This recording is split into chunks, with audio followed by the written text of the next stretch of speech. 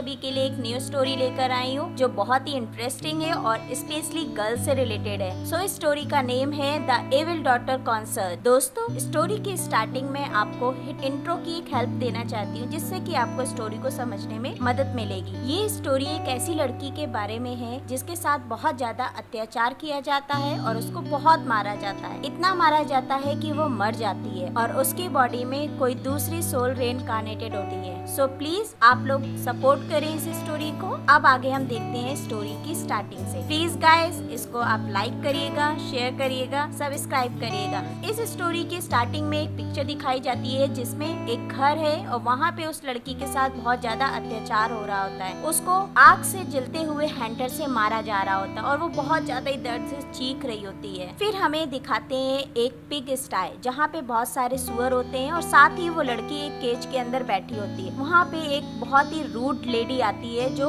आग से जलते हुए हैंटर से उसको मार रही होती है और कहती है उससे, अपने आप को देखो, आप मंगेतर बनना चाहती हो, उत्तराधिकारी बनना चाहती हो मोरोंग फेंग की, आप इनके लायक नहीं हो, डर्टी सुअर। फिर हमें दिखाया जाता है इस स्टोरी की मेन कैरेक्टर जो कि पिंजड़े के अंदर बंद होती है, लोहे के बने हुए पिंजड़े, और वो बहुत ज्यादा घबरा गई होती है उस लेडी को इस तरीके से क्रूएल हरकत करते हुए देखकर, और अपने आप को वो संभाल रही होती है, उठने की कोशिश कर रही होती है। अपनी हीरोइन उस औरत से बोलती है, बहन मुझे मत मारो, मैं अच्छा व्यवहार करूंगी, मुझे कोड़े से मत मारो, मुझसे गलती हो गई। नेक्स्ट पिक्चर में दिखाते हैं उस लेडी के हाथ में जलता हुआ हैंटर होता है। वो उस हैंटर से उसको मारती है और गुस्से में चिल्लाकर बोलती है, बकवास करना बंद करो, ये सब तुम्हारी गलती है, तुम बेकार हो, एक मंद बुद्धि, तुम हमेशा परिवार के लिए शर्म की बात होगी, पूरी क्विंग सिटी तुम पर हंसेगी। और फिर हमें दिखाते हैं एक बहुत बड़ी सिटी जिसका नाम होता है क्विंग सिटी, जो कि एक मोलोतियानकी की भूमि होती है और यहाँ पर सभी लोगों के पास एक स्पिरिचुअल पावर होती है जिसको बोलते हैं सोल पावर। फिर हमें दिखाते हैं फेंग मैंशन जो कि किंग सिटी के तीसरे परिवार की फेंग हवेली होती है, जो कि सैकड़ों वर्षों से हमारा परिवार वंशागत उत्तराधिकारी को साधने का लक्ष्य बना रहा है। इसमें दिखाते हैं कि वो दुष्ट लेडी का बचपन दिखाया जा रहा है और जिसमें कि वो लड़की से कहती है कि एक बच्चे के रूप में मैंने खुद को कल्टीवेशन करने के लिए पूरी तरीके से समर्पित कर दिया और पूरे परिवार के बच्चों के बीच सबसे शक्तिशाली सोल मास्टर बन गई मैं। और फिर हमें दिखाते हैं उस मेन कैरेक्टर की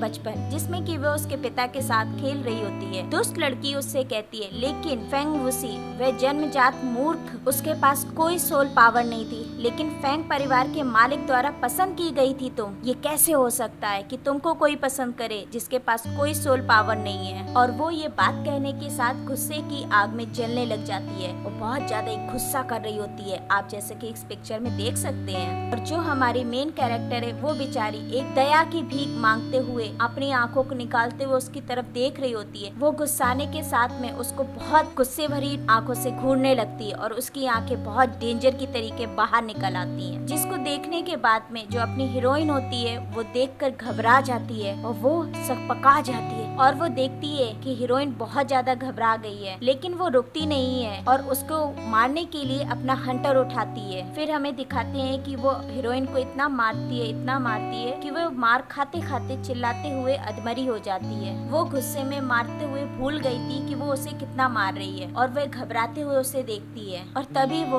उसको देख के घबरा जाती है। वो अधमरी हो गई होती है मार खाकर। वो आगे बढ़ती है और उसे चेक करती है। वो नर्व्स को चेक करके देखती है, उसको पता चलता है कि ये तो मर गई है, शी इज डेड। तभी राइटर हमें बताता है फेंग परिवार के कुछ रूल्स, बताता है कि फेंग परिवार के सभी बच्चों को एक दूसरे को चोट पहुंचाने की अनुमति नहीं है और इस आदेश की अवहेलना करने वालों को परिवार से निष्कासित कर दिया जाएगा। जब वो लड़की देखती है कि अपनी मेन कैरेक्टर जो है वो मर गई है तो उसको अपनी फेंग फैमिली के नियम याद आते हैं, जिनको सोचने के बाद में वो डर के मारे वहाँ से भाग जाती है। उसी दिन की आधी रात में हमें दिखाते हैं कि आसमान से टूटता हुआ एक तारा सीधे फेंग हवेली के ऊपर आके गिरता है। और गाइस, हमें दिखाया जाता है कि वो जो टूटता हुआ तारा होता है वो एक सोल होती है, जिसके इम्पैक्ट से वो जो हमारा मेन कैरेक्टर था जिसको मर गई थी उसके अंदर एक रेनकार्नेशन हो जाता है और वह जीवित हो जाती है। और जैसे वो अपनी आँख खोलती है, करारती है और उठ रही होती है, जब वो जागती है तो उसको सुअर की आवाज सुनाई देती है। गाइस, हमें दिखाते हैं कि कि वो केज को सुअर बहुत हिला रहे होते हैं। तभी वो अपने केज को हिलते हुए देखकर घबरा जाती और बोलती है, धत तेरी की, मुझे यहाँ सबसे पहले सुअर क्यों दिखाई दे रहे हैं। तभी वो दर्द को महसूस करते हुए कहती है,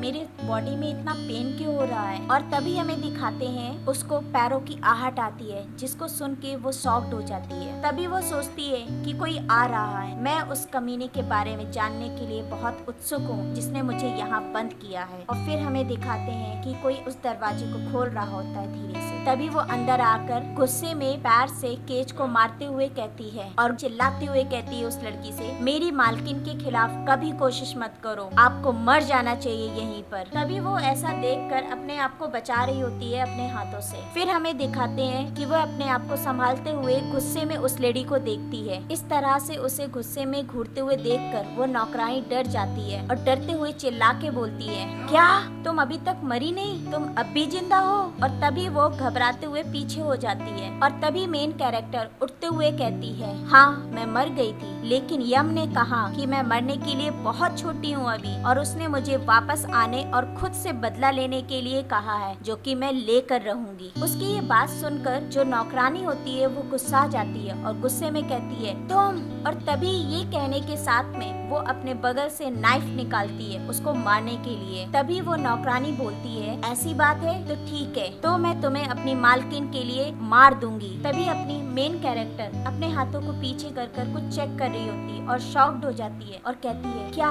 ये क्या है पीछे। और तभी हमें दिखाते हैं अपने मेन कैरेक्टर के पास में एक पिस्टल आ जाती है और तभी वह उस पिस्टल को देखकर उस पर तान देती है और तभी उस पर निशाना लगाते हुए उस पर फायर कर देती है, जिसको देखने के साथ में वो नौकरानी बहुत घबरा जाती है उस आती हुई गोली को देखकर। और फिर हमें दिखाते हैं उसके फायर करने से जो नौकरानी होती है वो मर जाती है। तभी हमारी हीरोइन कहती है, जाते हुए मेरे लिए यम को नमस्ते कहना और उससे कहना धन्यवाद। और तभी वो अपने हाथ में पिस्टल को देखकर बहुत शॉक्ड हो जाती है। फिर हमें दिखाते हैं कि उसके हाथ में जो पिस्टल होती है वो धीरे धीरे से गायब हो जाती है, डिसअपियर। वो इस तरीके से पिस्टल को गायब होते हुए देख के घबराते हुए कहती है, ये क्या है, ये कैसे हुआ। तभी वो कुछ सुनकर घबरा जाती है। फिर हमें दिखाते हैं आसमान के ऊपर एक आवाज आ रही होती है, माय लेडी तुम वहाँ हो। तभी वो आवाज सुनकर घबराते हुए कहती है, कौन बोल रहा है, मैं कहाँ हूँ, क्या मैं एक भ्रम में हूँ। तभी उसके सामने एक शेडो अपीयर हो रही होती है। तभी उसके सामने एक हैंडसम सा लड़का आ जाता है और उससे कहता है, जब तक मैं तुमको ढूंढ ना लूं तब तक तुम्हें मरने की भी अनुमति नहीं है, बस मेरा इंतजार करना।